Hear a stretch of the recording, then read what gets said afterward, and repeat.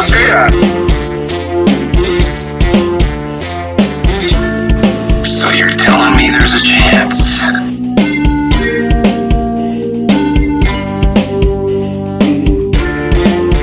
Oh, Jesus, help.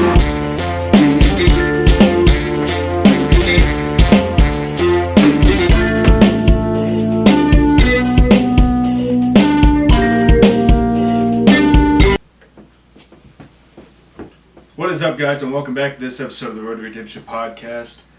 Cam here. It's good to be back with you. I've been looking forward to this episode all week long. I think it's going to be a really good one. I just put up on Instagram kind of a teaser for it. This one's going to talk about the holidays, the holiday blues for me. Kind of the last week I've been in sort of a funk, and I don't like to lie to you guys. I put it all out on Front Street. So like for me, when I'm down as a motivator, which I don't like to be a self-appointed motivator, but I try to motivate people, so that's why I say that. I like to be very honest, because when I'm in the heat of one of my bad times, especially with depression, my depression's been kind of bad this last week, and it all started to spiral out of control with one very small incident. Got home from work one day, and all of a sudden my dishwasher just didn't work anymore, and I didn't know why. I couldn't figure it out. I'm not an electrician by any means. I know nothing about being a handyman or anything like that, but I just couldn't figure it out. You know, I took everything apart that I knew and I tried to put it back together, so it just wasn't working. And now my wife and I have been washing dishes by hand, and with a brand new baby, that's kind of frustrating. You're like, come on. And then on top of that, you know, like I just, it's funny. Full transparency, man. It's life. Life will always catch up with you. So like I've talked to you guys about it before. I'm not a good spender. I'm not a good financial person. And I have a lot of credit card debt because I spend on things like with the companies I work with. Everything that you guys see and all the companies that I work with, like I buy all this stuff. They don't send me stuff. I buy it. I tell you guys how I use it and how it fits into my life, and then you guys support me by purchasing it. So if nobody purchases anything, I don't make money off working with companies like On It and Clinch Gear and Breakpoint. There's no money at all in Clinch Gear or Breakpoint. It's just, hey, I get to rep for them and you guys get a discount code. On It is the only one that if you guys purchase, I make a commission off of that. And that's really anything with supplements. So, you know, I have to have the stuff. That way I can really, you know, I really use it, so I have it anyway. But I have to have it then to do like promotional stuff, to wear the shirts while I'm working out, and all that stuff costs money. And I've worked with a ton of different companies over my whole career of doing this, and I've spent a lot of money. And I've spent a lot of money with companies that it didn't work out with, and that's okay. But this whole thing, right, from the camera to the mic to everything costs money. So I've invested a lot in this, and I just kind of realized that I let some of my credit card stuff get out of hand. So there was that, then the dishwasher, and then I just hit a really low point. Like a lot of you guys know, in my car I have an Intoxilock. I have a breathalyzer from when I got my DUI 2 years ago. It was a restriction by the state of Tennessee that I had to have that in my car for a year. That year was up in December, and I just got the compliance letter where I was supposed to get it taken out this week. I called them and I said, hey, I want to set up my appointment to get this thing taken out of my car. And they said, man, we got bad news for you. You never went to the DMV. So when I graduated that Veterans Treatment Court program that I was in, they gave me a piece of paper and they said, hey, this is your restricted driver's license. Keep this in your glove box with you. I didn't know I was then supposed to take that piece of paper, go down to the DMV so they could stamp my physical license, stamp it with, I guess, a 6 and a 9 or a 1, a 6 and a 9, which makes it a restricted driver's license. I didn't know that. So you have to have that stamp on your ID and the Intoxilock in your car together for 12 months. I just had the Intoxilock for 12 months. So the state of Tennessee said, yeah, sir, sorry, but that doesn't count. Your whole time and paying $100 a month for the last 12 months, we can't count any of that time because you didn't have that stamp on your license. So that was another shot. And it was like, all these things, and I'm the type of person that when all these things start to pile up on me, I get very overwhelmed and I feel like it's all my fault, and a lot of the things are my fault. Credit card debt is my fault.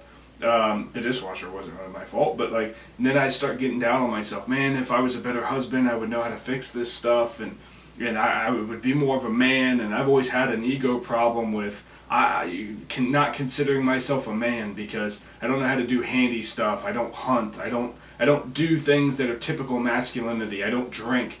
A lot of my identity of what's a man used to be that you come home from work after work and you drink. That used to be what a man did. So, and now I don't do that. I'm 2 years sober from alcohol. So I was really struggling with my self-esteem, and I felt myself starting to slide into these holiday blues. And there was a lot of other things, man. Like, I know as somebody who really tries to focus on my mental health and on being a better person and learning these lessons through life, I know when things are occurring. So I know when I'm in a fit of depression, and that if I don't do something, it can spiral. So when your insecurity is already at a low, right? The dishwasher alone put my insecurity and my masculinity at a low place, that it was at such a place that I said, okay, I'm starting to feel bad. I don't like the way I'm looking at myself. I need to go, and I need to go work out. So what do? I'm a content creator, right? What I want to do is I now want to work out. I want to do a great workout and have an excellent workout, but I also want to film it so that way I can film my workout, show my progression through my MMA style training, and then on top of that, I will write in the description that I've been struggling this week. I used exercise to help with that. So I work out, everything's good. I put together a video that I was pretty happy with. Bam, post it. Then what? Now I start getting like Instagram comment coaches. And that's one thing, like, I battle with that because during a time of already having insecurity problems, I understand it's my own ego that's like, dude, shut the fuck up. I don't need your coaching on my Instagram feed. And then that even spirals out of control because I'll be like, dude, you're not even interested in helping me. Like, you see that I have a trainer in the video with me. You're not interested in helping me. You want everyone else in the comment section to see that you're coaching me up. Like, you're showing me what's what. That's how I process shit. Now, again, that's my ego talking, and I understand that. That's something that I really have a hard time with. And I've always struggled with that. I've always struggled with people correcting me because I take it. I did a personality test. And I want to give a shout out to her because she sent it to me. And I don't want to mispronounce her name, but it's, let me see, West. So Ellen West, Ellywent West. She said, hey Cam, she sent me a message one day after I had kind of write this thing out that I was struggling. She goes, Cam, I really want you to look into this. I want you to take this survey. It'll tell you what kind of personality type you are. And I would really like you to do that. I'd be interested to see what you come up with. For me, I was like, alright, fucking whatever. I'll do it, whatever. I got nothing else to do. But I was kind of skeptical. So I filled this whole thing out, and it's asking some pretty good questions, and at the end it said that I was an INFJ. I was an introvert, something. And it told me all about my personality type. And it fit, right? It fit very perfect with who I actually am and the way that I process things and the way that things work in my head. And it taught me a lot. And one thing that I don't handle well is conflict. And when people criticize my work or criticize who I am or criticize what I'm doing, they are basing their actions off their personality type. Criticizing someone to them doesn't come off as conflict. It comes off as helpful, or it could come from a place of they're trying to show dominance or something like that. It could. I don't know. I don't know them, but most of the time, I genuinely believe people do want to just help. That's what their sole mission is, and for somebody who's a personality type like I am, where I'm the introvert, whatever the rest of it stands for, I don't remember. Everything to me comes off as conflict, which is why I become such an introvert and I become such a hermit and I don't socialize much because I don't enjoy conflict. And it's not even conflict like physical conflict. Like, I train MMA, I have no issue. If someone was ever trying to hurt my family or, danger us, I have no problem handling that threat. But for me, I don't like conflict. I don't like issues. I would rather just, okay, well, I don't associate with that anymore and I'm done with that. And that's not a healthy way to live, but that's the way that my brain works. That's the way that my personality is. So like the Instagram comment coaches, I take it as an attack, and then I become resentful for that person because I feel like you just tried to show me up, right? And that's an ego thing for me that I have to work on. So to make it all make more sense and whatnot was a very, very difficult week for me. I was having all those things, and I found out that when I thought I was going to be free of this whatever, this Intoxilock thing, now that's not going to happen. And I felt myself backsliding. And then I realized, okay, it's the holidays too. And I don't do very well during the holidays, not yet, because I'm only 2 years into my sobriety from alcohol. So, rewind. When did I really start? 2011, I think. 2011 was the first year I was actually home from basic training on Christmas block leave. And that was the first Christmas that I spent alone. I purposely made myself alone because I didn't want to, but I was alone, and I filled that void with alcohol. And nobody wanted to celebrate Christmas with me, and my parents were all over the place, and nobody was able to spend Christmas with me, or the people that I was around, they didn't want to spend Christmas with me. So I sat there and I got drunk, and I watched Christmas movies, and I had a great time. I'll be very honest, I had a great time. It was one of my fondest memories of just being drunk, laughing at some of my favorite Christmas movies. So every year after that, I would make sure that I was it was almost like my body went into self-sabotage mode right around this time of year. And I wanted to have conflict with the people in my life because I wanted them to go, you know what, if you're going to be a dick and if you're going to be like this, I'll go to my parents' house and you stay home and I'm not dealing with it. You're not ruining my holiday. And then when they would leave, even though they were mad at me, I'd be like, fucking cool. And I'd run down, grab alcohol, grab beer, and I'd be trashed by noon. And I'd call my dad and we'd have a good time and a good laugh and everything. And then I'd watch my movies and I'd be left alone. And then I noticed 2, 3, 4 years into doing this, I'm drunk and the movie's on and I enjoy the movie, but now I have this pain, this hole in my heart. Like, I don't enjoy the people that I'm around. Now it's not just Christmas that I'm doing this. Now it's this and it's Thanksgiving, and now it's the weekends, and every Saturday I don't want to be around you, and every Saturday and Sunday I don't want to be around you. Now it's on Wednesday, Thursday, Friday, Saturday, Sunday I can't stand to be around you, and now it's this thing that I'm doing. I'm self-sabotaging all the time so I can put myself in this isolated box where I can be alone. And I have to fill the void of not liking who I am, and I don't like the relationship that we have. And I have to fill that void with alcohol. Well, guess what? When you have someone who doesn't like themselves, doesn't like their situation, the only thing that feels comfortable, that is comforting, is misery. I began to love, especially from my time in the military, And again, guys, I didn't like go overseas to Afghanistan or Iraq. I was deployed to Guantanamo Bay, but there's some of it in there too. In that story of Guantanamo Bay too, is I am the most comfortable, right, sitting in a hotel room with the lights off, something like this going, a salt lamp or candles, or a Christmas tree, in the dark, with some sense of flickering, fluttering light or something dim like that, and drinking excessively, being sad, being hurt that I'm not with people that I love, or maybe at the time I didn't have someone that I genuinely loved that I got to share the holidays with. So this is something that's been ingrained in my head in the way that it's worked for years.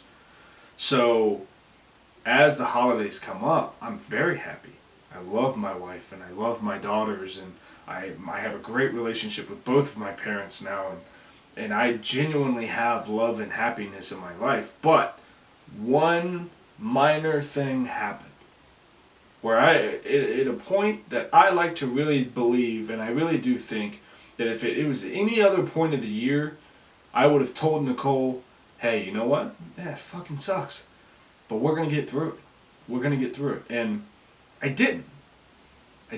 Because now the Christmas tree's up and the stockings are hung and we're watching Christmas movies, and I have a Christmas tree at my office and I'm hearing the Jingle Bell songs and all the songs on the radio and going through Kroger's and the music, the Christmas festivities, it's in the air. You can feel Christmas time. It's the best time of year, I think. But then I remember, this is the best type of year, and I love my Christmas tree because I love the way that I used to feel. Sitting in a hotel room in the dark with the light of a Christmas tree, or maybe just a faint light out the window. Drinking. Because for those few hours, maybe sometimes minutes, depending on however long I could get away with it, before someone would find me and burst in to give me a you son of a bitch talk. However long I could get away with it, I was finally at peace because I was in a situation that I could control. When I was in life, prior to my marriage to my wife Nicole, I couldn't control anything. I didn't like the people I was around. I didn't like the situation. I didn't like where I lived. I was unhappy with my relationship with my parents. I was unhappy with my work situation. I either worked too much and I was never home, or I was home too much and I didn't make enough money. I couldn't win for losing. So that time was special for me. There was a comforting. Even though I was hurting deeply, the alcohol covered that hurt. And I still feel that. It creeps up. At night, my favorite time. And all throughout the year, my favorite time is to have all the lights turned off, candle lit, watching a movie. That's still my favorite time. That's just a part of me. Now I don't need the alcohol, but I still find myself at night when we turn the lights off and the tree's lit and we're watching TV, my wife and I find this feeling start to come up that's like, hey man, things are good and you're happy, but what if, right? And this may be my alcohol dependency or my addiction to it. It may be a part of that, but it's, what if? What if something happened? And what if your wife left you? What if your relationship with Taya never gets better? And it starts to go down this spiral of trying to lure me back in. Because the first thing that happens after a few of these downward spirals is my thought is, check your bank account. Do you have enough for a hotel? You can escape everything, all these thoughts, you know you have an escape. Go to a hotel, lock yourself in the room, fuck what anyone else says about it, do what you know you need to do to feel better. And when you do that,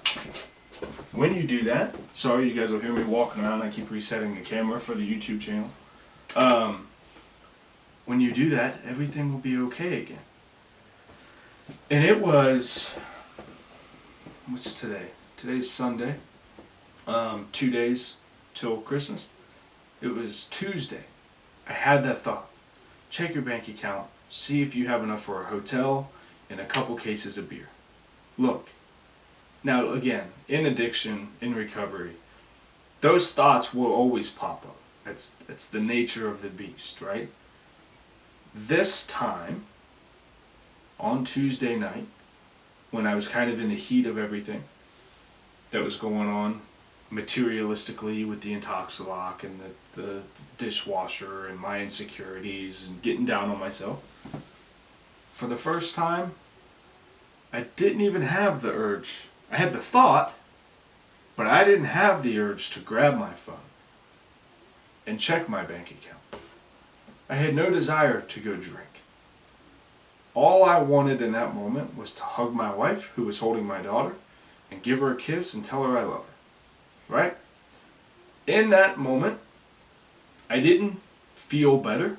I still felt like shit about myself, and I was still having insecurities, and I was still pissed off that I had to pay for this thing for another year, and I still, to this very second, have no clue what I'm going to do about the dishwasher. But I was so happy that I looked over after hugging my wife, and I sat down and I looked across the room, and there's the tree shining, and I'm in love with that feeling. I'm in love with the holiday as it was. Sitting in my living room with my youngest daughter and with my wife. And the only thing that I could think that would make it better is if my oldest daughter was there with us. I call it my Hunter S. Thompson. If you guys don't know who Hunter S. Thompson is, he was a writer and a journalist. The movie Fear and Loathing in Las Vegas is about him, and he was a very self-destructive type of guy. He, like myself, really felt like he was alive when he was in misery. That's why it's called Fear and Loathing in Las Vegas, and a lot of his articles were called Fear and Loathing in something. But he was the type of person that, and you guys have to understand that I'm still that person. I still hold that inside of me, that when things begin to go wrong, the thought of pulling up to sometimes, and it's weird the way that my mind works, because sometimes it's the shittiest, most run-down motel you could think of, with the flickering neon light, the vacancy sign out front, barely holding on, that I know I could get for $40 and crawl in and drink myself and pass out and wake up the next day and just drive away with all my regret and all my shame and all my sadness left there in that hotel room. But sometimes that's not good enough. Sometimes I have to be in an immaculate hotel that feels like I'm in the business suite of the Four Seasons. Sometimes I have to have that for it to be fulfilling enough for me. But it's still the same.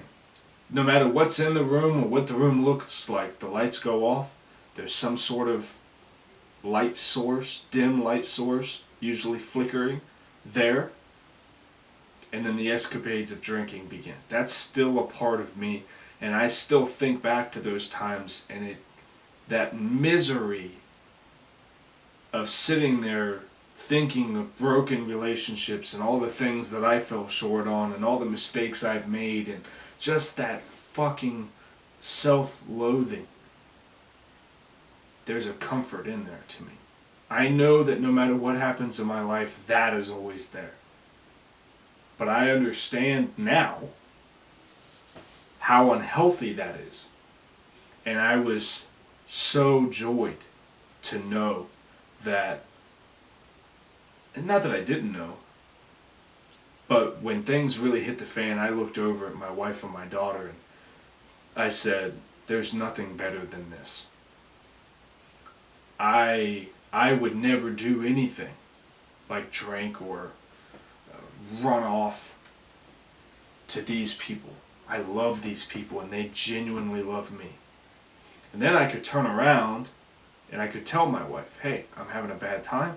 This is what I'm going through. This is how I feel about this. And my wife doesn't tell me, hey, you're a psychopath. You understand? Like, people don't think about shit this way. This is not what people do. And then I tell her, I understand, and a part of my self-loathing is I feel like a weak person. I feel like a weak human being, that I get so bent up about all this shit that I have to run away and hide and drink myself to death, and even the mood has to be perfect all the time or Cam goes fucking Fritz.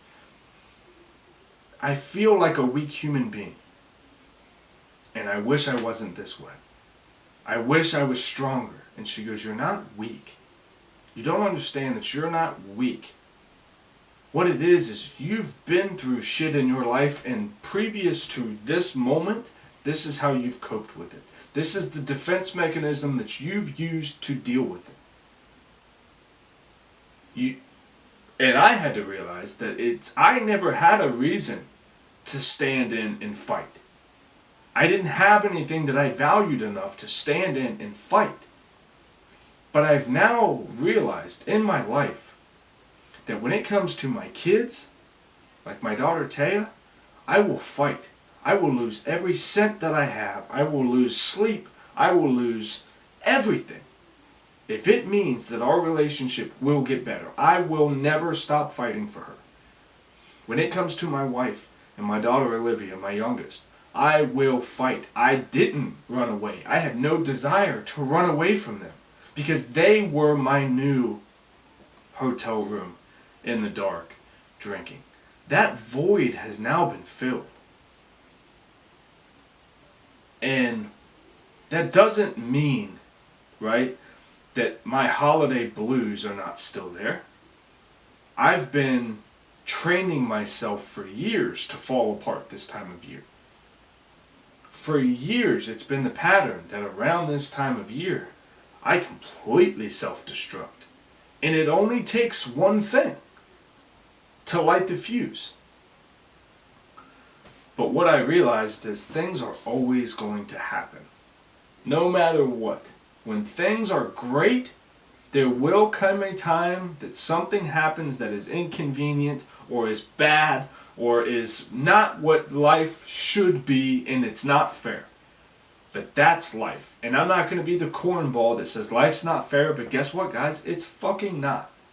It's not fair.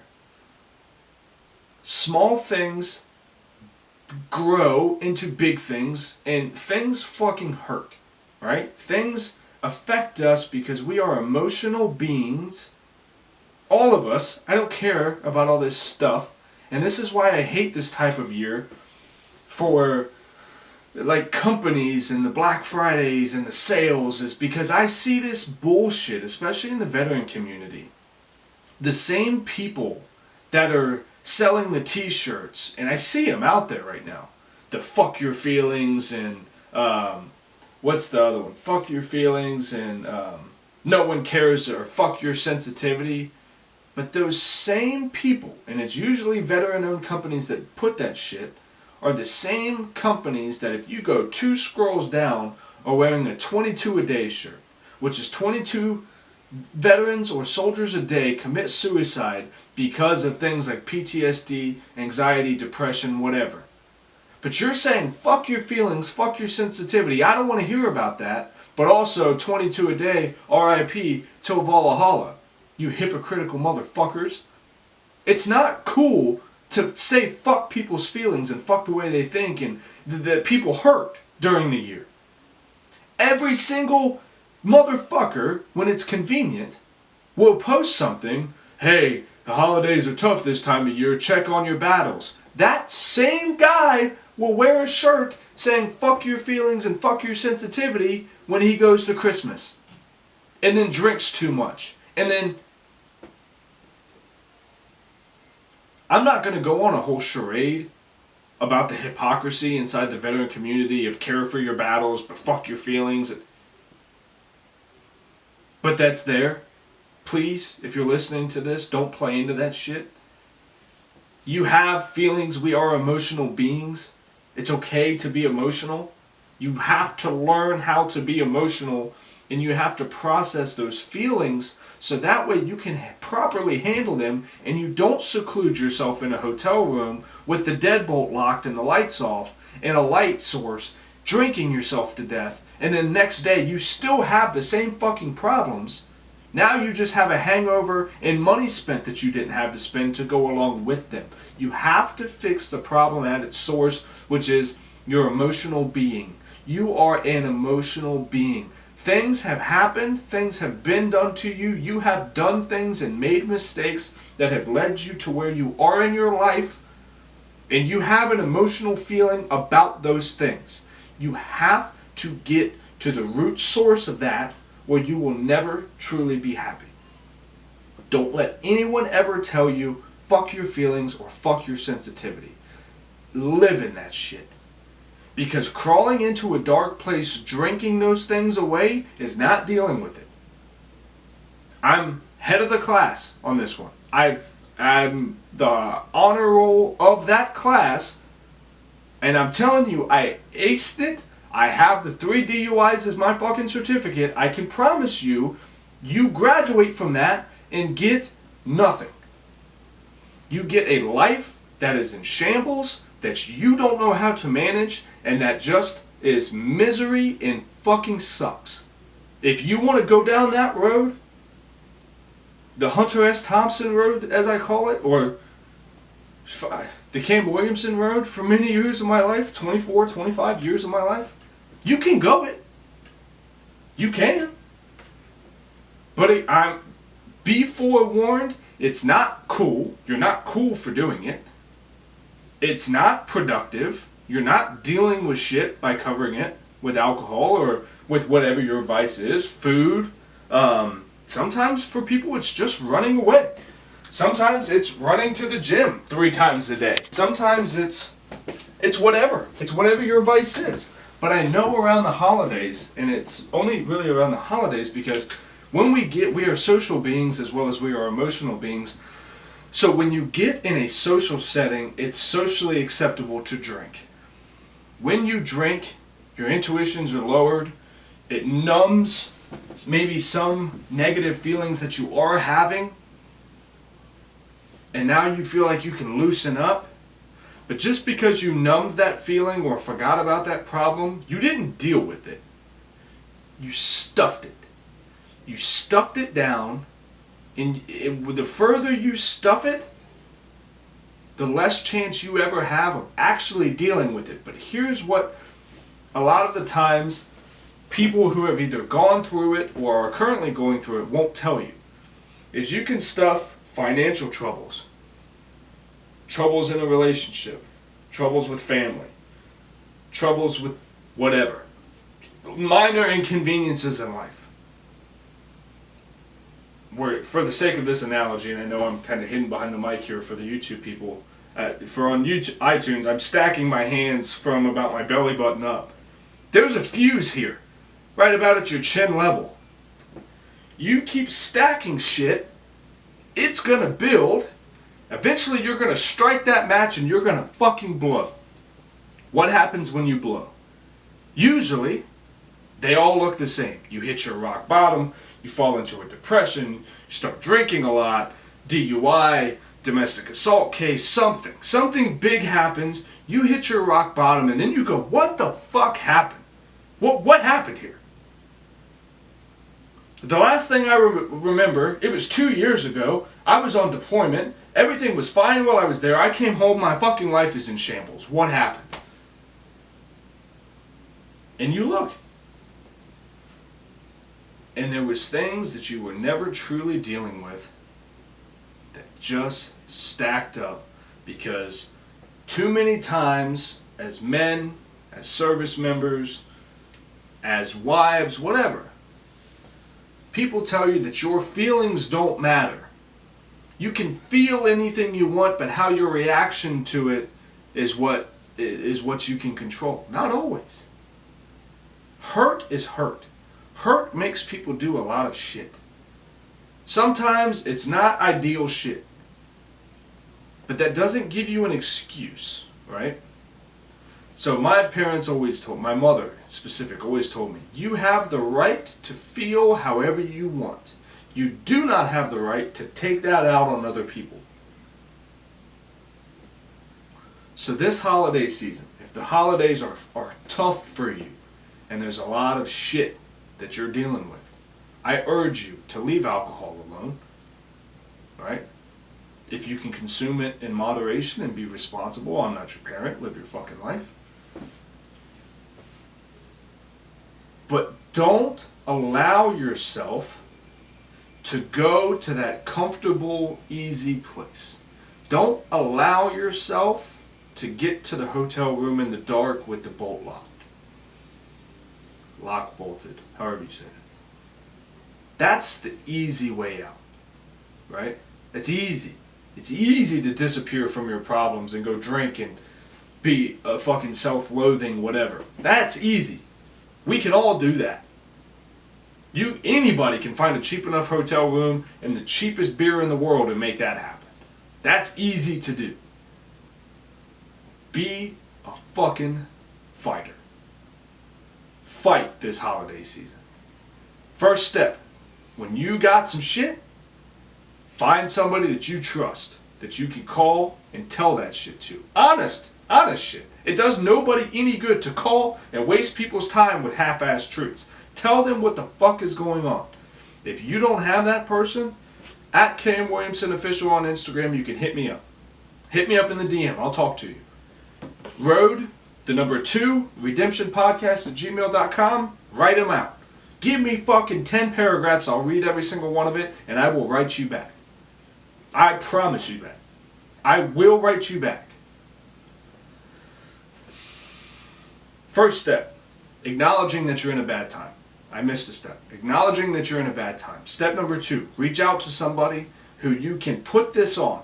Now, when you put this on someone, acknowledge a few things. 1, you have to differentiate. I'm not complaining here, I'm venting. You have to then tell the person, either I just need you to listen, or I'm asking for your advice, I want your help. Right? There's 2 very different types of listening. Either I just need you to listen and hear me, and I might cry and I might get very emotional. I just need you to fucking hear me because I need to get this shit out.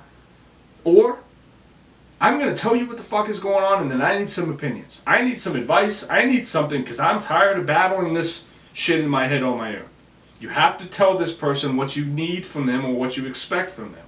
If not, they may cause more frustration to you by giving you advice or giving you things when you're like, I just need someone to fucking listen to. And then it adds on top, right? Acknowledge the way that you're feeling. Find someone who can help you and who you trust. Tell them what you expect from them. Be honest. Be honest. No matter how bad whatever you're going to say is, be honest. Be very honest. You're not going to help yourself if you can't say what you're really feeling. If you don't have, guys, trust me, I've heard everything. You're not going to shock me.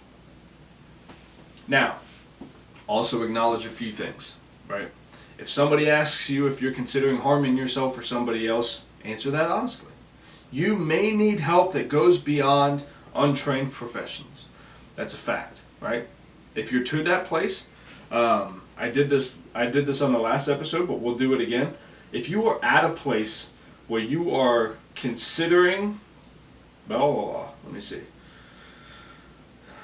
harming yourself or someone else, I want you right now, stop what you're doing and call 855-653-8178.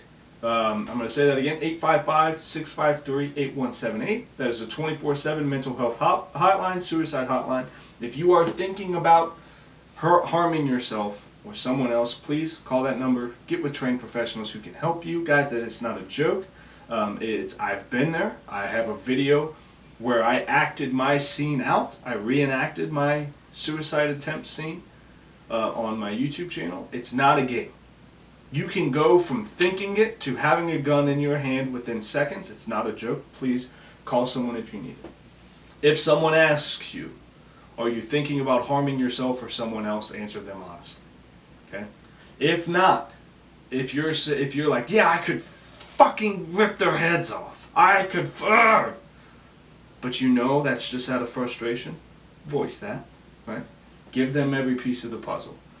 And then when you've got it all out, right? Make sure you get it all out there, right? When you get it out, now listen. Listen. Especially when you're dealing with someone whose story you may not know.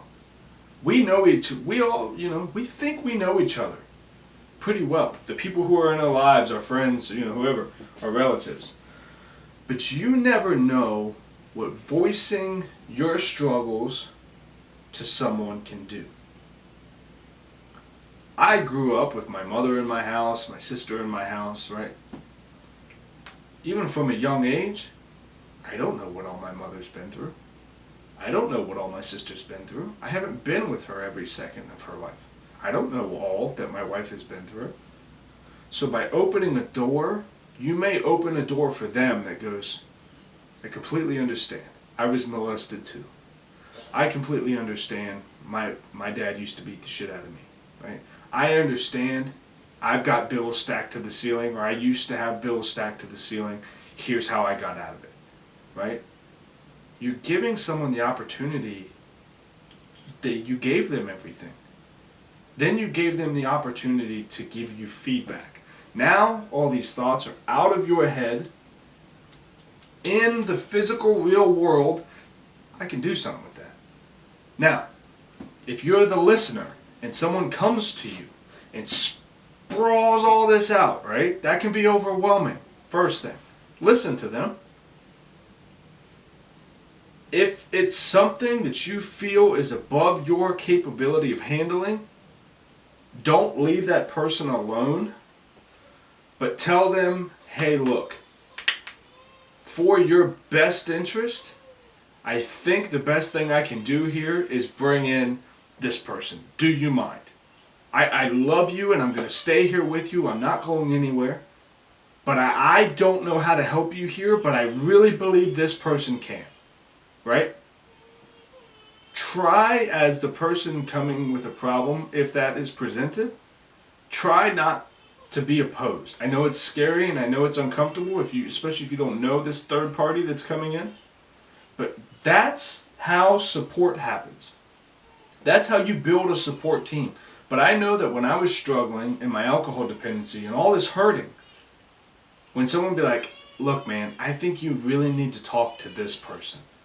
They're not trained, but they have a similar battle that you have. They beat it. I really think you need to talk to this person. Do you mind if I bring them in? And I was like, no, dude, fuck that. Whoa, hey, what? I trusted you. What the fuck? You're gonna pawn me off? Now I can look, and you gotta get help where you can get it, right? As the listener, if it's what that person may be putting on you may be heavy. May be very heavy. It may be suicidal, homicidal, whatever. Divorce. They may be thinking about a divorce. It may be heavy. Don't take on things that you're not able to allow to be cleansed, right? Don't take shit on that's going to put you in a bad spot, right? Now, you can help someone without taking on that. Don't ever take someone else's troubles on and make them now your trouble. You help as much as you can help, but when it comes time to walk away, you've got to be able to walk away. That's very difficult. That's very difficult. So that's my time for this holiday season, right? That's what I've been dealing with. That's the shit that's been running through my head. This microphone, my wife, this camera, this podcast is my place where I go and I really get shit out, right? I want it to be hopefully something for you guys that is a tool for you, that you can listen and maybe get some ideas. Maybe you're like, holy shit, this guy's off his fucking rocker. I'm unsubscribing now. If so, that's fine. Merry Christmas to you before you go. But guys, it's a real thing. People really, really struggle this time of year. And People that just struggle this time of year, usually not the case. Usually people that struggle this time of year, they struggle all year. Sometimes this year is just very, very difficult for some. People lose loved ones this time of year. It's just always kind of the way it goes. If you didn't lose them this time of year, they always come to your mind this time of year because you usually have very fond memories with the loved ones that we've lost. And I want to take a quick second because I've had some that have expressed to me that they've lost loved ones and that they hurt a lot this time of year. I want you to know that I love you. I care about you so much, and I hope you think about this going into the new year. I want you all, when you're feeling the loss in your life that's undoubtedly there, live a life that they would be proud of, right? We cry, we feel that loss, but don't allow it to bring you down to a place where you spiral like I did. Take this moment, think of that person, think of the fond memories, shed those tears, and then dedicate from that second forward after that last tear is shed, not in sadness that they're gone, but in the amazing, heartwarming times that you've had together. When that last tear is shed, you dedicate that you are going to live a life that that person would be proud of, and know that wherever they are, doing whatever they're doing, they're watching, and they're as proud of you as I am for sitting here listening to something that hopefully will make you better and make your life better and make you able to deal with the shitty times in life a little bit better, right? That's all we can all do. It's all we can all do, at least until science catches up, and who knows, maybe one day we won't all have to struggle and we can bring people back that we've lost, but as of right now, it's not a possibility. So I'm going to reset the camera one more time so that way we can do current events completely. And now, since my long-winded ass has been talking for 46 minutes straight, I'm going to take a yerba mate break. If I'd stop sitting on my fucking cord. We're going to end this off on a positive note, folks. We're gonna. Alright. What we got? Ba-doop-ba-doop-ba-doo. Man, I got into it, didn't I? Alright, shout out. Let's get into my shout outs of the week. Kids opening toys on Instagram. Or on YouTube. God, these kids are fucking amazing. I saw an article that this kid, I think he's 7 years old, making 70 cha-ching million dollars a year opening toys on YouTube. YouTube, holla at your boy. I'll open it. Give me a chocolate egg with a SpongeBob inside. I'll open this shit. I'll take 70 mil. The fuck? What is the American dream? What is it? Don't you email me. What is the American dream? Is that not it? When I came up, the American dream was, first off, check these out. They say Papa Bear on them. They're comfy as shit. They make my feet sweat a little bit. That's alright. For those of you that are listening on iTunes, you have to watch the YouTube video to see that I held up my slipper. This says Papa Bear. Yeah, the American dream when I came up, it used to be, you went to school, you graduated, you went to college, got a degree, got a desk job in the corner office, and you drove a nice car, had a family, could afford your bills, had a nice house, and you fucking retired and then you died. These kids are 7 years old, making 70 mil, opening toys on the internet. That's the American dream. These kids, when you're 7 years old, right, and your mom goes, "Hey, little Timmy, what do you want for breakfast?" And he goes, "Remember that IHOP that I just bought? Yeah, I'm going to go down to the IHOP that I own. And they're going to make me the Grinch pancakes with the green shit and the swirls." And she goes, "Timmy, you're not eating that shit for breakfast." He goes, "I make $70 million a year. Get my juice, get my shoes, tie them shits up, let's roll." The fuck are you going to tell me? I make $70 million a year opening toys on YouTube. Shout out to that kid. That's the goal. That's the goal here. Right? Yeah, can to be entertaining enough that you can make some money, make some scratch on social media. These kids are fucking 7 years old, opening toys, making milk. Ryan Reynolds. So for those of you, and I need to email this to myself, Ryan Reynolds got punked, got hoodwinked, got by Hugh Jackman and Jake Gyllenhaal. They told him that they were going to do like a guys get together, I guess, or they were doing some kind of Christmas get together. And they told Ryan Reynolds that it was an ugly sweater party, and they obviously didn't show up in an ugly sweater, but Ryan Reynolds did. They punked him, and it's funny. I'll post the picture, so it should be right. Ding, right there. Maybe as long as I have enough space. I don't really know my framing here, so if I don't have enough framing here for the iTunes listener, I'm making a box. You guys should really check out the version on YouTube. There's a whole different dynamic to the show when you really watch it. If I can't fit it here, it'll be over here. It'll be somewhere.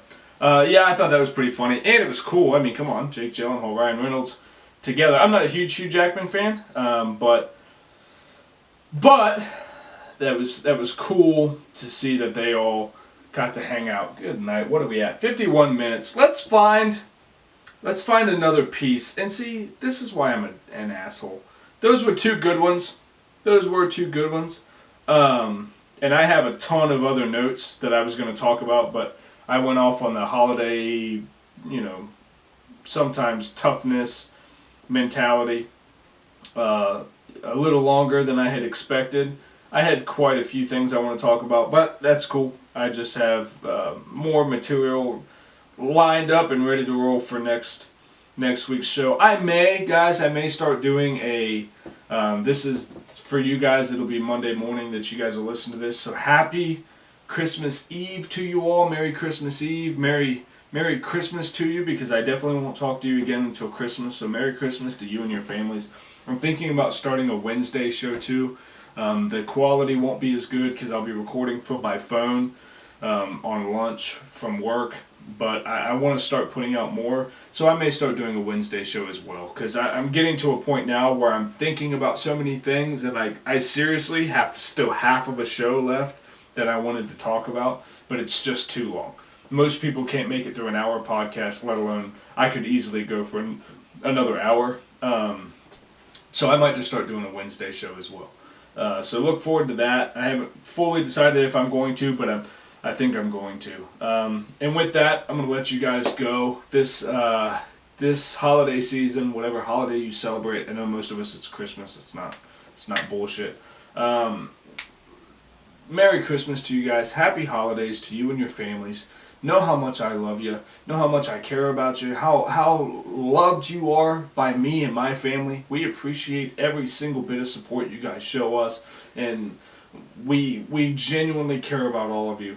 It means the world that you guys celebrate our family and our lives all year long. It really does mean the world. I hope you guys have a fantastic Christmas and holiday. I hope you guys really get to spend some quality time. Parents, enjoy every moment of those kids opening gifts. Make the memories that they'll remember forever. And yeah, that's it. Merry Christmas. I love you guys. Have a good one.